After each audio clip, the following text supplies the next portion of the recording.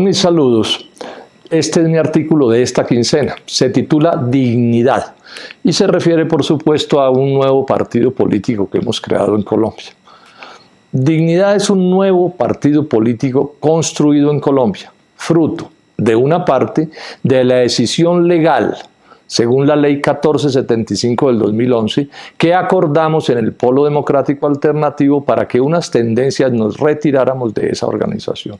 Y de la otra, de la convergencia en dignidad de dirigentes y sectores con orígenes diferentes al Polo, unidos todos sobre un programa y unas normas estatutarias de carácter amplio y democrático para promover los cambios que requiere el progreso de Colombia.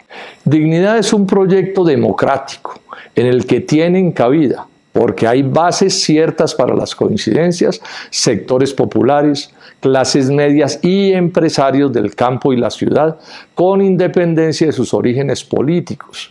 Dignidad además auspicia un gran pacto nacional que promueva en serio el avance del país con más fuentes de empleo, ingreso y riqueza a partir de defender y estimular la industria y el agro, bases insustituibles de todo progreso.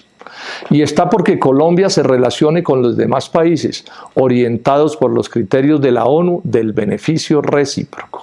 Dignidad señala que la muy profunda crisis nacional no empezó con la pandemia, aunque ésta la agravó, sino que venía de atrás, producto de muchos años de medidas económicas, sociales y políticas tan equivocadas que hasta se ha desperdiciado. Esa es la palabra, el inmenso potencial de desarrollo que tiene Colombia, dada la riqueza de nuestro territorio y la inteligencia, creatividad y capacidad de trabajo de los colombianos. ¿Cuánto mayor sería el progreso nacional, similar al de las naciones más avanzadas, si el país hubiera sido bien gobernado? Y esta crítica se hace en términos de las posibilidades de la economía de mercado, porque Dignidad no se propone estatizar la economía nacional. En Dignidad también nos une la idea de que este país sí tiene arreglo, sí puede recorrer el camino de los países que no sufren, como Colombia, por sus altos niveles de subdesarrollo y atraso productivo, desempleo, pobreza, desigualdad social, corrupción y violencia, además de sus notables carencias en ciencia, educación y cultura, salud y ambiente, entre otros problemas. Dignidad defiende a las mujeres, jóvenes, indígenas, comunidades negras, LGBTI y demás sectores discriminados, maltratados y hasta asesinados.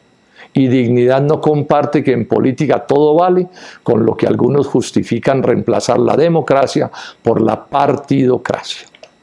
Dignidad también está por las mejores condiciones laborales de los trabajadores y los empleados, y porque el Estado respete la norma constitucional que garantiza la movilización civilizada y pacífica. Rechaza el uso de toda violencia para tramitar las diferencias entre los colombianos y promueve el monopolio del Estado sobre la fuerza, monopolio que debe ejercerse respetando las leyes y los derechos ciudadanos.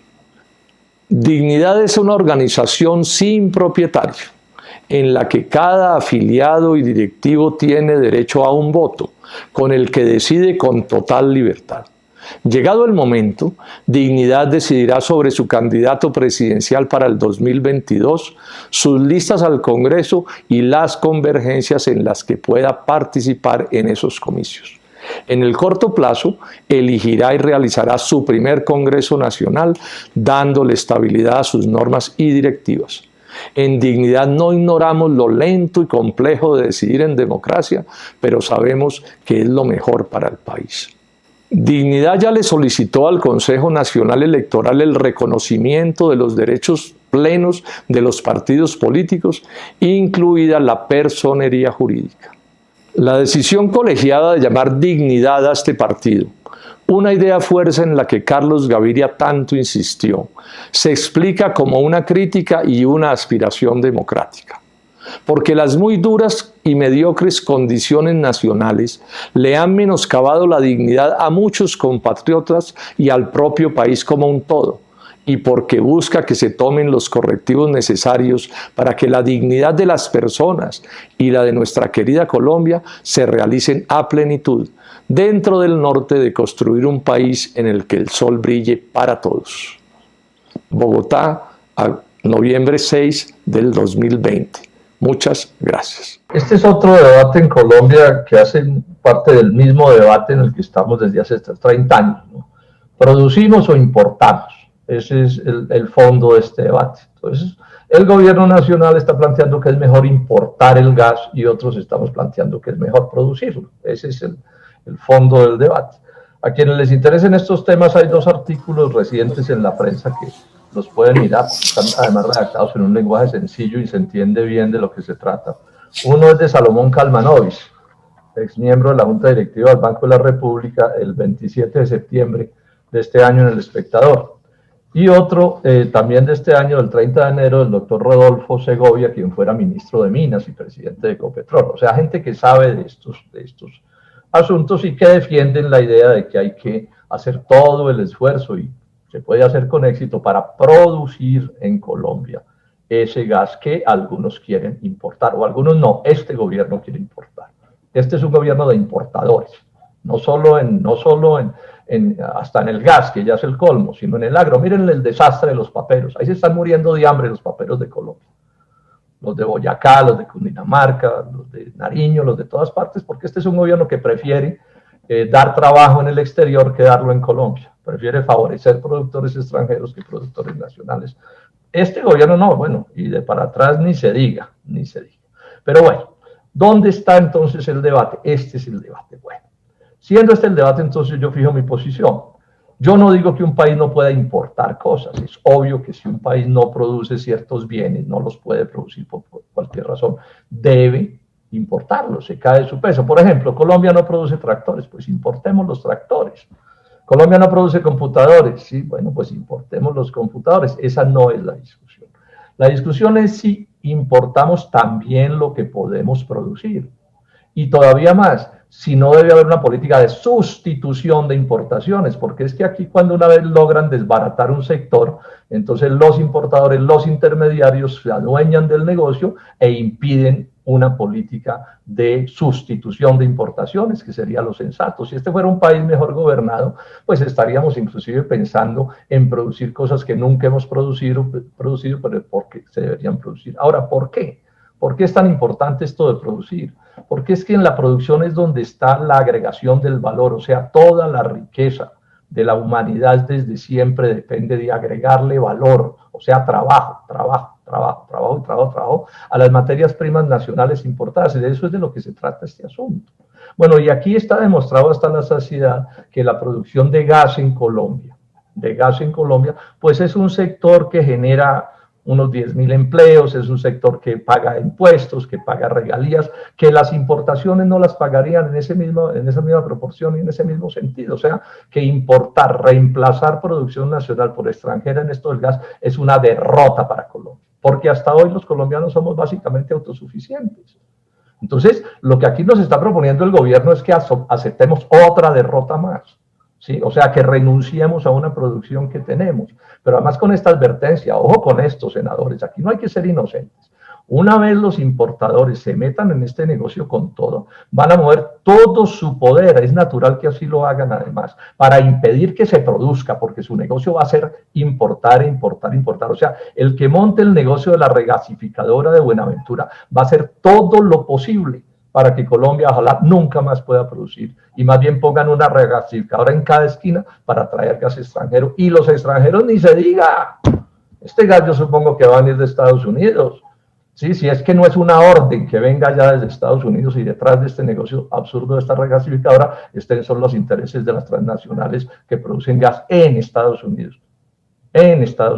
Casi todos mediante fracking. Este es un problema del enfoque. Miren, esto es tan importante lo de producir, que cuando yo me opuse al TLC con Corea, porque destruía la producción, digamos, mucho de la automotriz que en Colombia, entonces el colombiano, sí, que por ahí anda huyendo en el exterior además, que hacía las importaciones o que quería agrandar las importaciones de vehículos coreanos, entonces me dijo, senador, pero es que usted lo que pasa es que está defendiendo la producción en Colombia de vehículos de transnacionales. Yo le dije, sí señor, para estos efectos es mejor producir con transnacionales en Colombia que importar con transnacionales de Estados Unidos o de cualquier parte. Esto se cae de su peso. Entonces planteo esto como un tema del enfoque.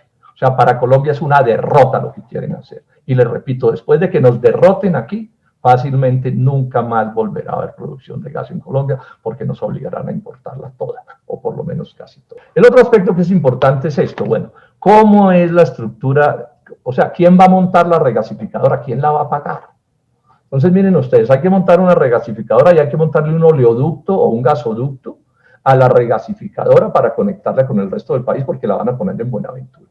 Eso es una inversión de unos 700, 800 millones de dólares que los vamos a pagar los colombianos, principalmente los pobres de Colombia, son los que van a pagar esa inversión y van a meter a Ecopetrol a que meta plata ahí también, plata de los colombianos. Entonces uno ya dice, bueno, pero este otro negocio, entonces, ¿cómo es que ese es otro negocio? O sea, además de que entonces le vamos a montar el negocio a alguien muy poderoso en este país y a las transnacionales, entonces el negocio de montar la regasificadora, los costos de eso finalmente van cargados a la factura a que los paguen los colombianos, seguramente subsidiados por Ecopetrol. Este es otro factor que hay que tener en cuenta en el análisis. Mientras que quienes están produciendo gas en Colombia, lo están produciendo por su cuenta y riesgo. Pues sí, ellos tienen unas condiciones y unas garantías. Yo no voy a decir que no, pero digamos que eso no se nos vuelve un esfuerzo a los colombianos, como si se nos vuelve un esfuerzo montar la dichosa regasificadora con el respectivo gasoducto. Y aquí ya se notó una cosa que es cierta, que no resulte que nos metan en el negocio ultra chimbo, ¿cierto? De financiarles la regasificadora y además el gasoducto no sean capaces de construirlo y quedemos pues con el pecado y sin el género, ¿no? Subsidiando la regasificadora y después no haya que cómo conectar ese gas con el consumo nacional, porque es obvio que el consumo no está en Buenaventura.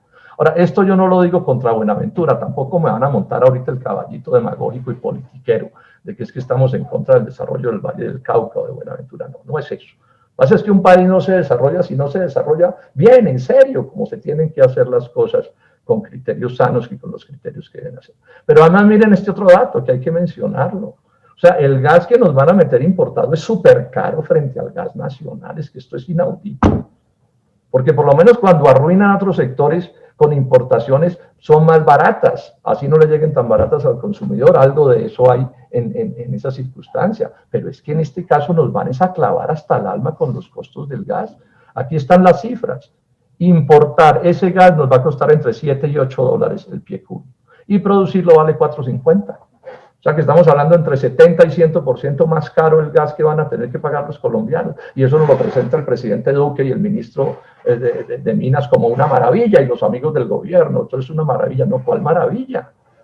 Miren esta otra historia de este asunto, o sea, el precio al que nos van a clavar ese gas.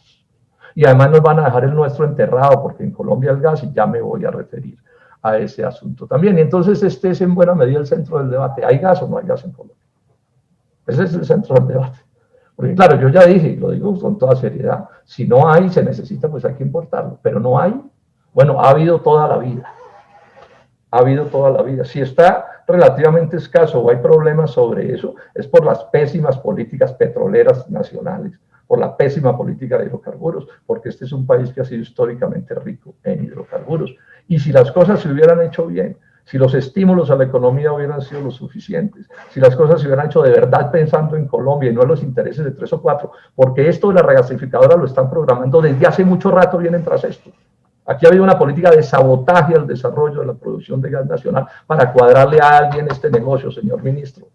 Espero que ahora nos diga quién es el que está detrás de este negocio. Yo sé quién está, pero se lo pregunto a usted directamente. ¿Cuáles son los inversionistas que están detrás de esta regasificadora? ¿Cuánta es la plata que van a meter ahí? ¿Cuánto es lo que se van a ganar? Son preguntas que usted le debe responder a la opinión pública. Ahora, ¿hay gas o no hay gas? Entonces aquí ya se dijo por las cifras oficiales que es que no, que se acaba en el 2023, entonces hay que importar. No, eso está en discusión, eso no es palabra de Dios. Aquí hay un debate profundo sobre hay o no hay, si hay o no hay gas en Colombia. ¿Cuándo es que vamos a tener insuficiencia, digamos, de abastecimiento? Ese es parte del debate.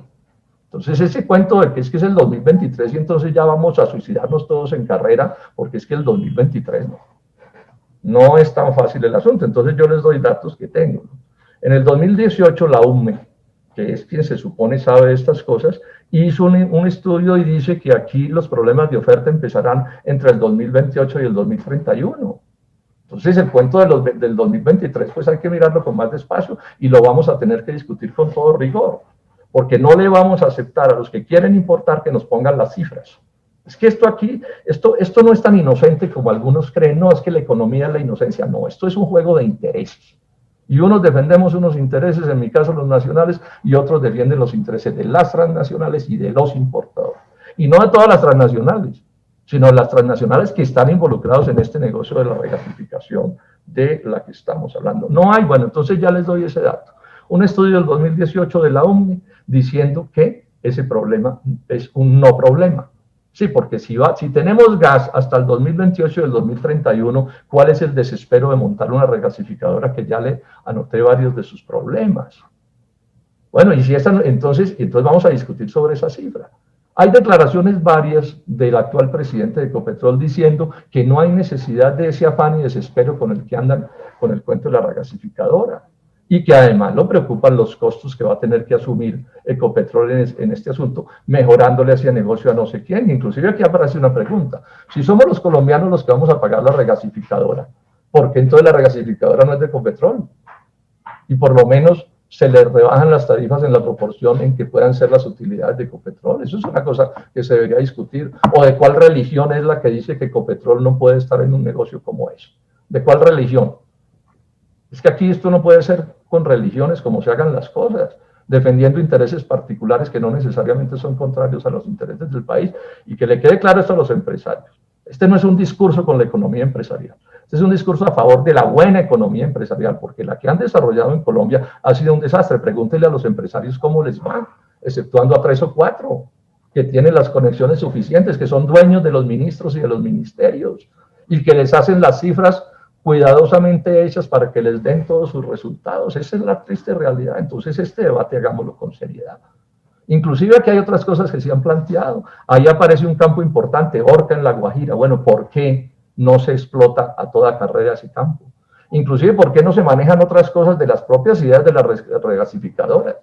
Los colombianos, por ejemplo, deben saber que ese gas que van a meter por Buenaventura se produce en el Golfo. O sea, al otro lado, hay que pasarlo por Panamá. Y entonces, ¿por qué las cosas se hacen de esa manera? ¿Por qué no se hacen ciertas conexiones que necesitan la costa norte donde hay gas que se puede producir para traerlo al interior del país? Este es un tema complejo, yo no tengo tiempo para detallarlo. Ojalá otro día tengamos más tiempo y yo pueda hacer explicaciones más de detalles sobre esto. Pero aquí también hay esa discusión. En La Guajira, por ejemplo, hay gas. ¿Por qué no se pueden hacer cosas de este corte para hacer las cosas que se necesitan? Pero además digamos esto, Naturgas dice que las reservas potenciales de Colombia en gas son 54 terapiés. O sea, estamos hablando de que este es un país que tiene una potencialidad inmensa, un potencial inmenso en gas. Y repito, ese potencial lo pueden matar con esa regasificadora. Y es más, puede estar diseñado para que así sea. Les quiero llamar la atención a los colombianos, no más inocencias aquí. No más inocencias aquí. Aquí se mueven tiburones poderosísimos, sedientos de hacer sus negocios, haciéndole daño al país. Aquí hay gente que tiene como negocio en Colombia hacerle daño a Colombia y al progreso nacional. Por eso tenemos uno de los capitalismos más subdesarrollados del mundo. Pues ¿por qué? O van a seguir con el cuento que es que los colombianos somos brutos, imbéciles, tarados, indios, que no entendemos nada y que este país no se puede desarrollar en serio. No más. Estamos hasta la coronilla de ese cuento. Digo esto último, no me quiero prolongar más, simplemente quiero plantear los aspectos medulares a mi juicio de este debate. Aquí hay intereses extranjeros norteamericanos por esa regasificadora. Yo sí quisiera, señor ministro, que me explique eso cómo es. O sea, no vamos nosotros a volvernos aquí los consumidores del gas que les está sobrando a las transnacionales en Estados Unidos. O sea, no puede ser la política del Estado colombiano. Ni siquiera porque nos lo vendieran barato. No más destrucción de la capacidad productiva nacional con el cuento de que es mejor importar que producir. Es mentira que es mejor importar que producir mientras usted pueda producir. Y este es un negocio que lo podemos producir. Lo hemos producido toda la vida. Entonces no veo por qué lo van a atacar a muerte, que es lo que en última se está planteando este proyecto. Por último, una cosa. que se ha mencionado aquí. Un discurso contra Ecopetrol, que porque es un monopolio. Sí, yo he sido crítico, ustedes saben muy bien, aquí he hecho no sé cuántos debates criticando cosas de Ecopetrol, y es verdad que es una empresa muy poderosa y que monopoliza cosas. Pero eso no quiere decir que entonces haya que condenarla, privatizarla.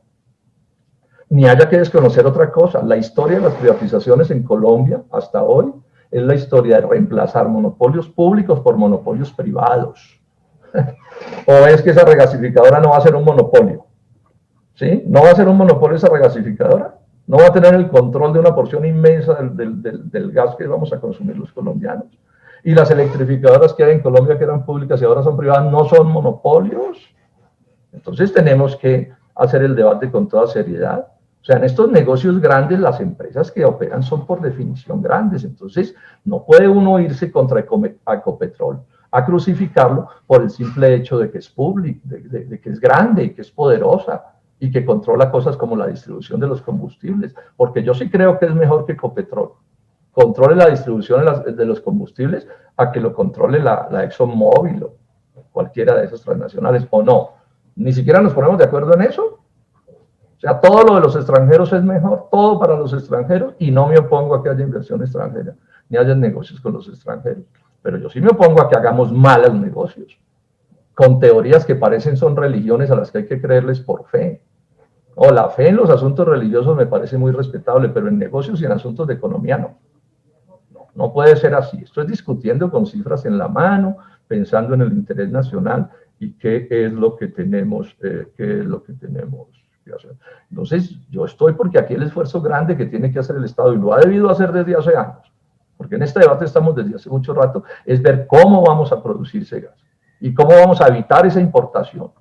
Porque esa importación puede ser un error garrafal, o es un error garrafal, y puede ser un error mortal para el futuro del país. Mortal, porque repito, el que monte esa regasificadora va a hacer todo lo posible, si eso es lo que le resulta conveniente, para que este país casi que renuncie al negocio de producir gas. Es que esa es la historia de Colombia. No acabaron con el trigo, no acabaron con la cebada, no están acabando con el maíz, no están acabando con la leche, con el arroz, con todo. Ese es el país en el que estamos, ese es el mundo en el que estamos, caballeros, señoras de la Comisión Quinta y colombianos. Entonces aquí vienen estos que nos gobiernan con el cuentico de que el mundo es como no es. Y miren el país cómo está. Porque además esta crisis de la pandemia no es la de la pandemia. Este país estaba quebrado en febrero, bajo la capitanía del doctor Duque. No es cierto que este problema empezó con la pandemia. Miren las cifras de febrero, miren el precio del dólar, miren las calificadoras de riesgo, mírenlo todo. Y entonces ahora es más del mismo veneno que nos viene matando desde hace no sé cuánto rato. Insisto en mi llamado, aquí necesitamos un pacto nacional en este país. Pero un pacto que tenga una base nacionalista, de amor por Colombia, defender a este país, la producción nacional, el trabajo de los colombianos, poder agregar valor en Colombia, acumular riqueza en este país. Porque ya esta formulita que nos tienen montada desde hace medio siglo o más, pues bueno, ahí está el fracaso. Miren, cuenten pobres, si cuenten gente muriéndose de hambre, cuenten desempleados, para que entendamos cuál es el debate que estamos haciendo. Muchas gracias, señor. Es irritante, es particularmente ofensivo lo que le está pasando a los paperos colombianos, a los cultivadores de papa de Boyacá, de Cundinamarca, de Nariño, de todas partes, verlos en las carreteras con sus bultos suplicando que alguien les dé alguna plata por su producto. Y esto está sucediendo con estos precios envilecidos porque al país lo han inundado de papa europea, que además llega en muy buena medida a Colombia, entra destruyendo nuestra producción con mecanismos corruptos, como es el dumping, que consiste en vender la papa más barata aquí que lo que la venden allá. Ahora, pero esto es un proceso de muchos años, ¿no? De muchas cosas. Hay que oír a los campesinos y a los empresarios de Boyacá, por ejemplo, contando cómo sembraban trigo e inundaron el país de trigo y los dejaron sin esa posibilidad. Sembraban cebada y también de la misma manera les quitaron la cebada. Los tienen inundados de frutas de tierra fría y de verduras y les están quitando también la leche. Me decía un día un campesino adolorido, me decía, senador, me han quitado todo, me refugié en la leche. Si me quitan la leche, me quitan la vaca, y si me quitan la vaca, me quitan la tierra. Y todo este proceso de despojo, porque es un proceso de despojo, ni siquiera es para convertir esas tierras en, digamos, economías productivas de áreas mayores. No, ni siquiera. Casi todo esto se está convirtiéndose en proyectos de valorización del suelo, de especulación inmobiliaria, mientras el gobierno, el presidente Duque, impávidos, duros, les tiran unas cuantas limosnas, y el ministro de Agricultura hace demagogia barata. Es realmente irritante lo que está pasando, destruyendo al agro de este país, destruyendo a Colombia, porque si un país como Colombia se queda sin agro, se queda sin nada. No es posible prosperar de esta manera. Mi invitación, colombianos, es a que rechacemos esto, no nos acostumbremos a esta ignominia, que es a lo que estamos asistiendo por cuenta de unos cuantos intermediarios que se quedan con todo, ¿sí?, beneficiando a las transnacionales, mientras el país se precipita en esta desgracia que estamos viviendo.